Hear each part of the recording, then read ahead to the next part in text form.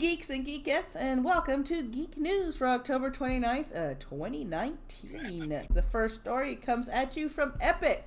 Epic is suing a former Fortnite tester who leaked Chapter 2 secrets. That's right. Oh, Epic Games is suing a former Fortnite user experience tester for leaking details of Fortnite Chapter 2, claiming the leak spoiled the suspense that Epic had been working on to generate and build for months.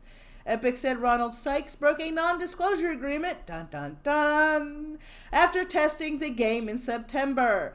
In the weeks following the test, Sykes took to Twitter to reveal details about upcoming update.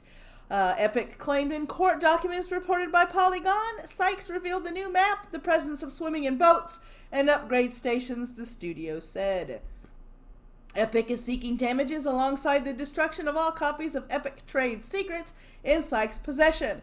As a direct result of Sykes' breach of his contractual obligations under his NDA, Epic has sustained and will continue to sustain damages in an amount to be determined, Epic said. It's not the first time Epic has sued a Fortnite leaker. Last year, it sued a former tester for revealing details about Season 4. Oopsie? Dull? Yeah, oopsie. Well, that didn't go well for you guy, did it?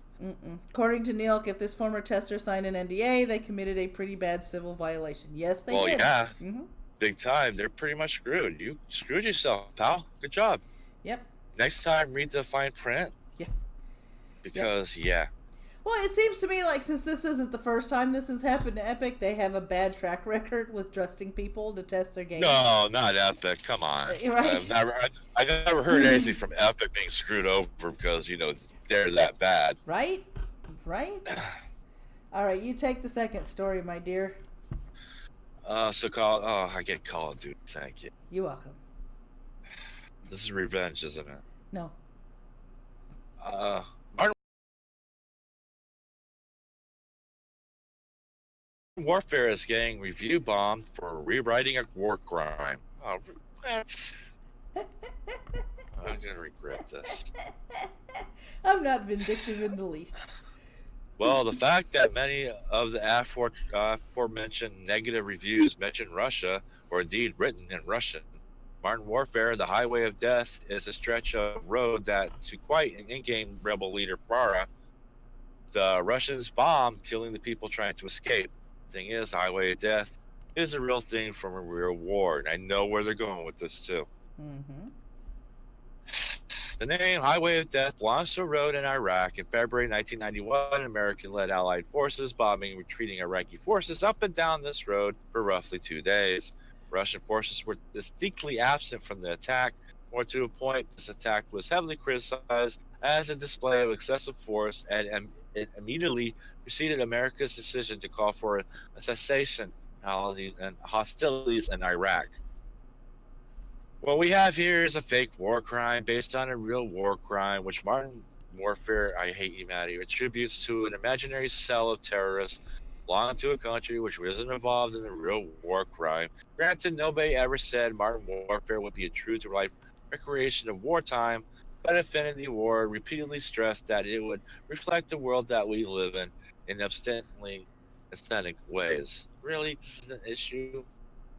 It's a freaking game. Just play your game and shut up.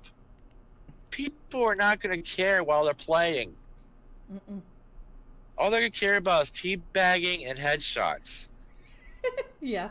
That's it. Yes, it's true. It wasn't Iraq. It could be, it's the freaking game. It's a game. Don't look behind that point. It's a fucking game. It's a bunch of kids running around, shooting each other, throwing the balls around, saying who has the bigger band. Damn, just play the game and shut up. Right. Russia is the only baddies allowed in video games now, right? Yeah, because, reasons. Okay, so before we launch into this next story, this is a rumor. This has not been confirmed. This is a rumor that's going around because of something found in the Blizzard Gear store. So this may or may not lead to the next expansion in World of Warcraft, okay? So keep it at that. It is a rumor, stressing that it's a rumor. Some days ago, promotional materials for World of Warcraft's next expansion began circulating around the web. According to these materials, World of Warcraft Shadowlands will be the name of Blizzard's next expansion, and will have players explore the lands of Bastion, where they will meet the noble Kyrian. A piece of newly leaked art from Bolvar Fordragon, the Lich King, appears to suggest that World of Warcraft's next expansion will center around that particular character. So here's some of the artwork that they have floating around. This is the piece of art that they have in the store. Okay. Interesting to note is that we can clearly see that Bolvar's eyes now shine through his helm as blue while they used to be orange. This could imply that the Lich King has been gaining influence over Bolvar before he became the next Lich King, following the events of the Wrath of the Lich King expansion. Once again, this could or could not be the next expansion. This is a rumor. So take it with a grain of salt. Take out your salt shakers, as I like to say. Take it with a grain of salt. This may or may not be a thing. Okay. Oh, what do you know? StreamKit decided it was finally going to work. Oh, cool. No, Russia's the only baddies allowed in video games now. Well, you go play the Russians and be after the Americans in the game. Mm-hmm. So, you know. All right. Everyone's evil. Take this one. This one's a little bit happier for you. Was it Halloween? Mm-hmm. Okay, here are the 7 best deals to grab right now. This would be for the Halloween Steam sale deals stretching from October 28th to November 1st at 10 a.m. PDT, 1 p.m. EDT, 5 p.m. GMT. Resident Evil 2, the remake, $29.99, which used to be $60. It's a dual campaign approach for this Resident Evil 2 remake. Men of Medan, whatever, $20.09. You only save $9. Right. It's choice-driven horror with Man of Medan, the first part of the planned Dark Pictures anthology. Yeah. The Blackout Club, $23, which is what, $5 off. Used to be $30, $7. $6. Okay, that's big sale. Yeah. Yeah. The Blackout Club is the first-person horror game that emphasizes stealth. What makes it special is the way it encourages community. First off, by laying up 4 players join up with the proper team sleuth investigations. The second, by actually talking to you. Ooh. Mm-hmm. The voices you hear could be professional actors delivering lines to you, just you, and it's up to you and the rest of the community to put all the answers together. That sounds interesting. It's like a group mystery thing. Yeah, it does. Dying Light, $13.59, used to be $40, good price. The parkour, no wonder.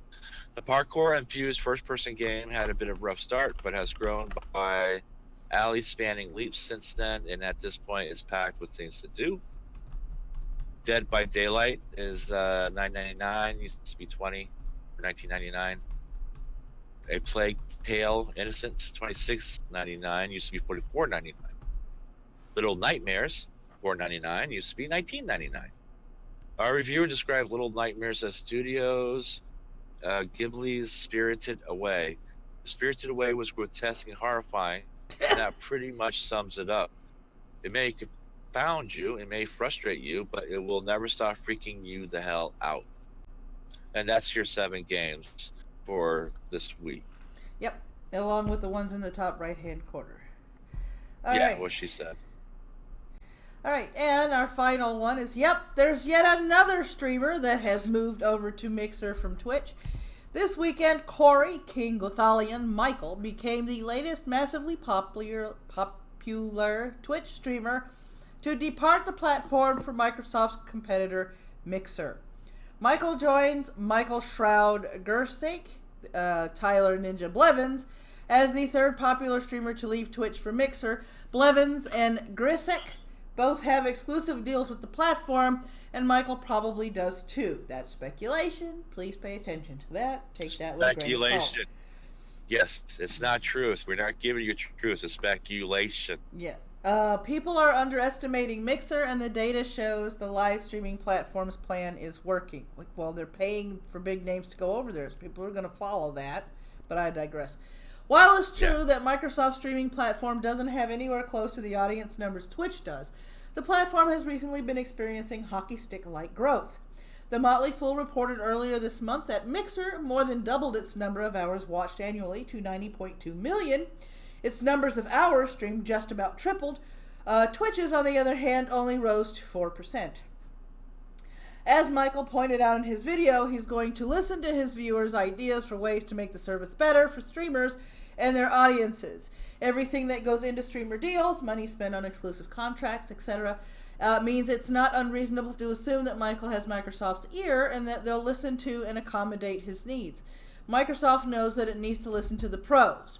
Unlike Twitch, unlike YouTube. I digress. Because if Mixer manages to become a streamer-led platform, one that offers the kind of flexibility and institutional support many streamers want, it will explode in popularity among the people it relies on for content. Twitch is where the streaming audience is, at least for now, but the technical differences between going live on Twitch and going live on Mixer are negligible. At a certain level of live streaming fame, audiences are tuning in more for the broadcaster than for whatever the broadcaster is doing on camera.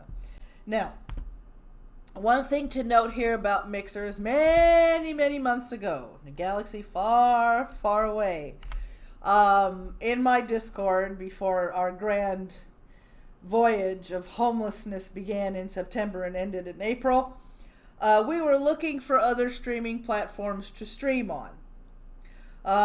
It was Mitch, our friend Ericor, and I in the voice chat, looking up different streaming services and looking up their terms of service. Now, Mixer is one that came up. Mitch read the terms of service. There's been a lot of complaining about Mixer's terms of service by, certain female streamers of a certain bodily anatomy, which, I'm trying to keep this somewhat clean here. That said that, the Mixer's TOS was restrictive. Well, last year, when we looked up their TOS, before anybody had even heard of Mixer, before Ninja even migrated over there, like I said, we took a look at the TOS. The TOS hasn't changed. Mixer has marketed itself and continues to market itself as a family-friendly streaming platform. That means no female streamers of a certain anatomy, no female strippers of no female streamers of a certain propensity, no out ontoward, violence or profanity, because Mixer is family friendly. They were when we first looked up the TOS, and they still are. Exactly. Neil, Mixer has tiered levels. Those female streamers are mad they can't do what they want on the everyone rating. Exactly. The more skin you show, the more, the different tier you have to stream under. To the point where if you're wearing spaghetti straps and a low V-neck, you are now an adult. You now have to stream under their adult guidelines. That's how strict they are. But just go to Pornhub. Well, it's like they haven't changed their TOS. When Mitch and I first found them, on the main page of Mixer, it says, we are a family-friendly streaming service. If you don't know what family-friendly means, you need to look it up, because it doesn't mean women streamers of a certain anatomy or women streamers with certain proclivities. Really? Oh man, I need to look this up then. It doesn't mean excessive cursing or bad language, and it doesn't mean excessive violence. I just don't wear my G-string. That seems to solve the problem. Wait, what? Mitch. Oh my god. But yeah. No, thanks, Ghost Dog. Thank you. Yeah. I mean, to think that people are complaining that, oh my God, their TOS was like this last year when we found them. It hasn't changed. Unlike Twitch's TOS or YouTube's TOS. I mean, hasn't changed. Neil, oh, whoops, oh no, my camera has randomly panned down all on its own. What to do, right? Right, Accidents Neil? do happen. Yeah. Right?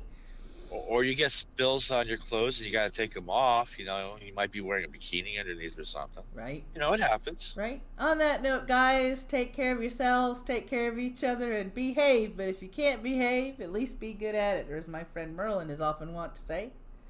Hi, I'm a Merlin. Remember, use your mind today for someone uses it tomorrow. Bye.